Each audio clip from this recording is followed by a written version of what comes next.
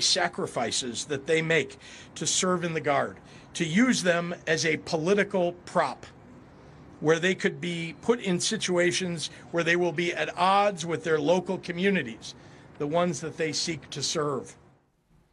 Maura, I just want to bring you in here. What do you make of that argument being made there? I think it's an important one to make. Is we're seeing DC, Los Angeles, Chicago, Philadelphia, Baltimore, all being more or less targeted by the president. And as the governor of Illinois just pointed out there in his press conference, these are blue cities, largely in blue states, that are being targeted. So I think bringing up the point of, is this the best use of our military? Is this the best use of our men and women in uniform who are not trained to fight crime, but to protect us as a nation? And so I think that there is that point being made, and one that may resonate with not just Democratic voters, but independents and Republicans alike, and recognizing that the pendulum may swing back. Right now, the president has just said, J.B. Pritzker said something bad about me, maybe I will go to Chicago.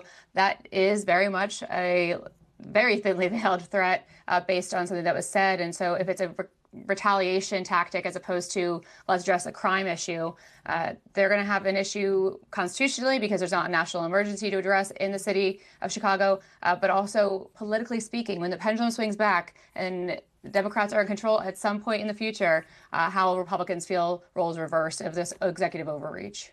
So, Maura, I just want to follow up on what you said politically there. At the same time, we were just talking with Susan about the perception of crime, particularly in some of these cities where residents in polls say public safety is an issue for them. If crime does fall as a result of these deployments, does that not just make President Trump's point? It does. But I think it comes down to the numbers as well, right? People who voted for Donald Trump in the 2024 election, their number one issue was safety and security, largely to do with immigration and open, porous borders. But their second concern was the economy. And so much so far of this second administration has been focused on the safety and security aspect, but targeting blue cities that he's fighting with. But where are we on the economy? Where are we on housing prices? Where are we when it comes to grocery costs? And so there will be a point where voters are looking at the numbers and saying that their needs are not necessarily being addressed, and that will become an issue for him. But yes, you're right. If numbers are going down and crime feels as though it subsided because of the policies and because of extra security in place, it'll become a question for the American people to decide. Do they want to live with a National Guard in their backyard and patrols and people with rifles just down their street to make them feel safer, or not? And so that may be a question, in the future for votes that we would have to look at the next election. I think this presents a problem when it comes to trust. We saw that in the 2024 election. Trust was a big issue. Voters felt as though the Harris-Biden inner circle withheld truth from us in a lot of ways as far as the president's cognitive ability.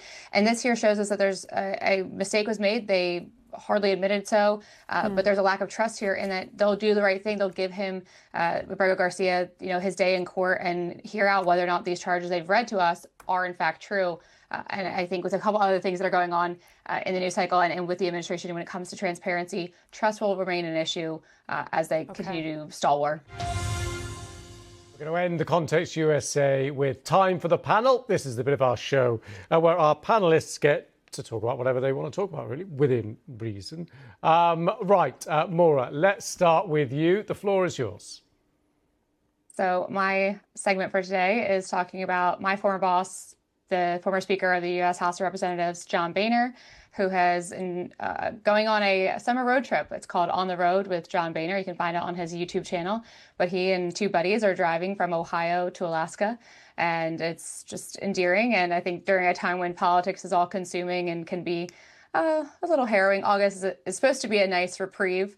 And so what's better than watching three friends go fishing and explore between Montana up through Canada, the Yukon Territory, and into Alaska for a month of fishing, making s'mores and telling stories. So follow along on YouTube for that. Yeah, give us a bit of a flavour of the man and what you think it'd be like in this, I suppose, kind of more relaxed, informal setting. Certainly more relaxed, going fishing and telling some colorful stories. We did have a dash cam in the car for a bit But due to the fact that the youngest person in the car was 74, the technical abilities were a bit lacking. And so we lost the ability to be able to connect the dash cam. But it's been fun to follow along. They have some wildlife sightings, some commentary there. He's going salmon fishing, halibut fishing. He did struggle to find Kentucky bourbon in Canada, so that was a bit of a point of contention. I think that had to do with a bit of the tariff situation here in the United States, but it's been really fun to follow along. So a few more weeks to go. Brilliant, absolutely brilliant. With apologies to all 74-year-olds watching, of course. We cast no aspersions on your technical abilities in any way whatsoever. That sounds a lot of fun. Maura, thank you very much for that. Right, Susan, time for your time for the panel. Take it away.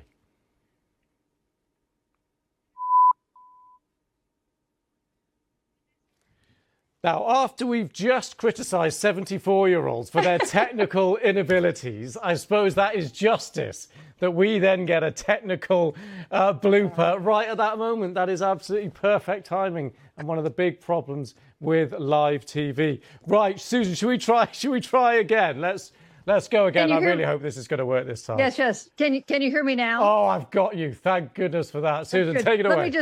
Let me just admit that was 100% my fault. So sorry about that. I'm inviting you to a sporting event, which is Donald Trump faces Chris Christie. Here's a big guy from New York and a big guy from New Jersey, both full of bluster. They've been opponents in presidential races. They've been friends. Christie provided an important endorsement for Trump in 2016. Trump offered the job of chief of staff to him in 2016, which he turned down. Now they're at war because Chris Christie has become a big critic of Donald Trump. He criticized him on ABC's This Week on Sunday about his willingness to blur the lines between law enforcement and politics. And so then Donald Trump threatens to investigate Bridgegate, which is a scandal that is, by the way, 12 years old, in which Chris Christie has been basically exonerated. But this one may be worth watching. Yeah, Maura, any thoughts on that kind of showdown? I mean, thoughts on how unfortunately, yeah. Oh, is that to me? Yeah, Maura, yes. Go on, Maura. Yeah, just your thoughts on the showdown, potentially.